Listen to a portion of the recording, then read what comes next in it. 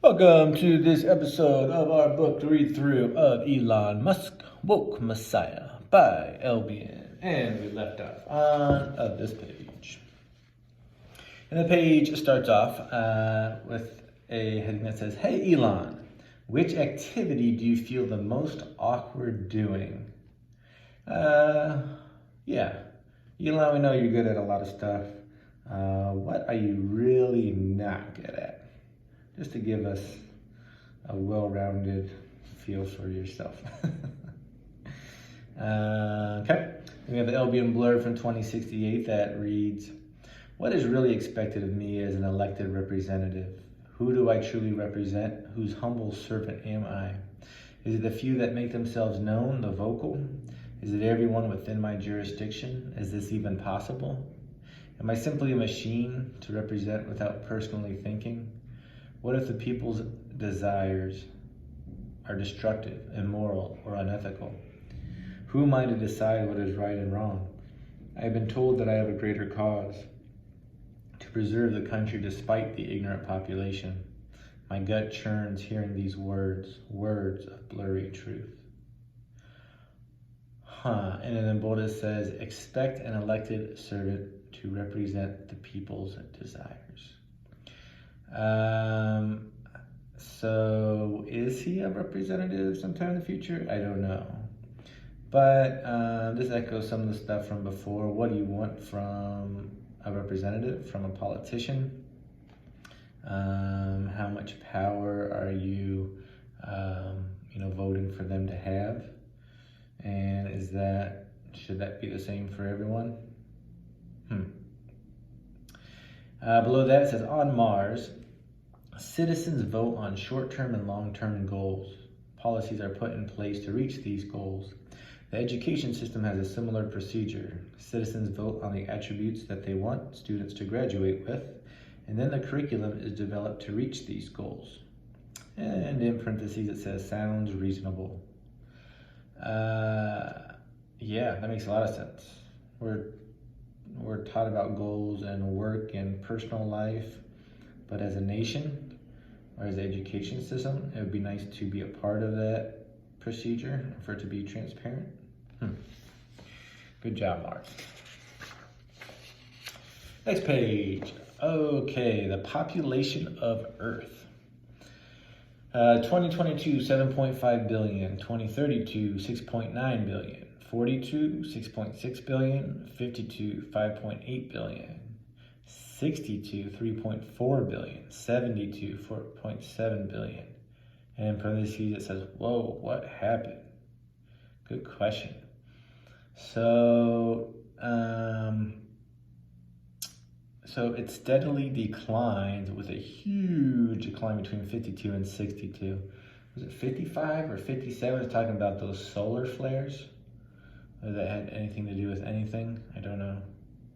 And then it bumped up again. Did the population of Mars? Didn't seem like there was that drastic of a drop. Below that, it says, "Mars presents a truly unique opportunity for basically every aspect of society." I think that's right. And I think it kind of goes back to, it gives you a chance to rethink everything. It's kind of like having a kid, I guess. Rethink how you did things, how things are being done, and how they could be done better. And then kind of starting from scratch with a better model in mind. Below that it says, "Hey Elon, if you had nothing to do but learn all day, what would that look like?" Yeah, he's so busy. He obviously loves to learn, but what would that schedule look like? Say if you were in college, or would he even go to college? What resources would he use? What would he be studying? How would he be studying? Next page. An Elon Musk quote that reads, "My children didn't choose to be born. I chose to have children. They owe me nothing. I owe them everything." And in parentheses it says, "Well said." Yeah, that's, I think, a pretty, rational way to look at it. Then below that is Albion Blurb from 2074 that reads, I imagine God to be a humble and penitent man, one unconcerned with the judgments of others, yet divinely aware. Concerned with only truth and righteousness, his focus is angelic. Judged harshly by others while refusing to return the accusations. I imagine this God to be a painfully lonely man. Alone with his perfect truth, alone with his divine knowledge, he understands all those around him. He sees them clearly, yet unable to find happiness in the imperfect company of others. The true error is assuming I know anything about who God is. And that line is in bold, that last line.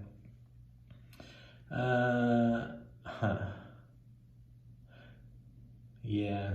So he has these thoughts about God. I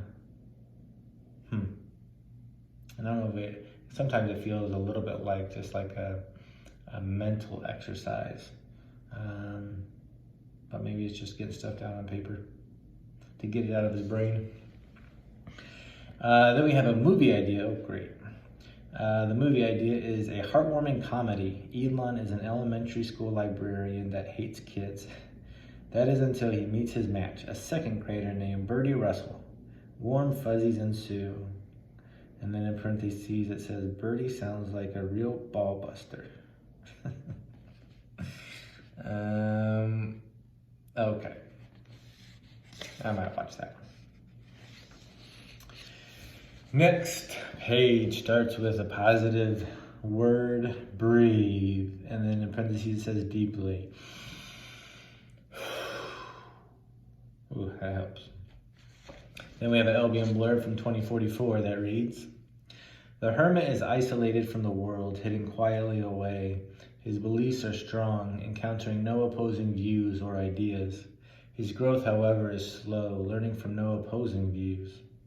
The social butterfly is engulfed and entrenched in the world. His beliefs are naturally weak, encountering so many opposing views. His growth is strong, learning from so many opposing views. The family is nature's masterpiece, the evolution of perfect balance, a foundation rooted in tradition yet supporting far-reaching branches, spanning across time and distance, combining both wisdom and questions.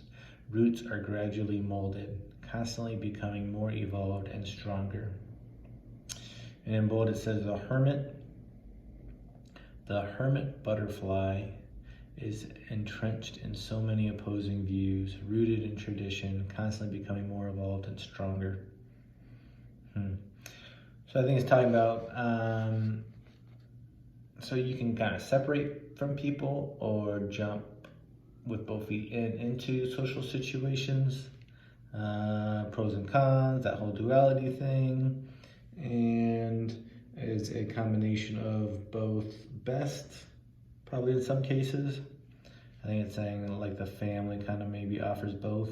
Obviously, that's a generic family, but it does offer, wisdom from older members and maybe questions from younger members. Below that it says, does Elon have any peers whose resumes are even close to his?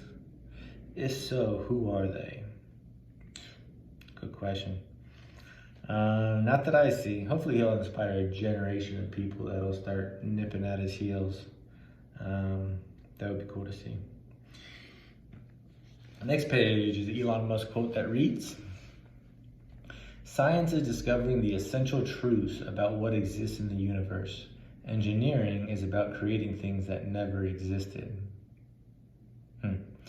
So science discovers essential truths about what exists in the universe. Engineering is about creating things that never existed. Yeah, so science is discovering everything down to, the atomic level and how those things build on each other. And engineering is arranging those things in ways that have never existed. Interesting way to think about it. Then we have the Albion Blurb from 2073 that reads, I believe God may be nothing more than nature. If so, God could never be more divine. For nature is perfect in ways we cannot understand. For nature is perfect in ways we cannot comprehend. For nature is perfect in ways we cannot appreciate. How evil is it then to attempt to conquer nature, to control her and deny her perfect state? Have we read this one before? I feel that one feels really familiar. So do a lot of these though, since they talk about a lot of the same things. Yeah, I mean, as far as physical things, it seems like nature may be the closest thing to like divinity that we know.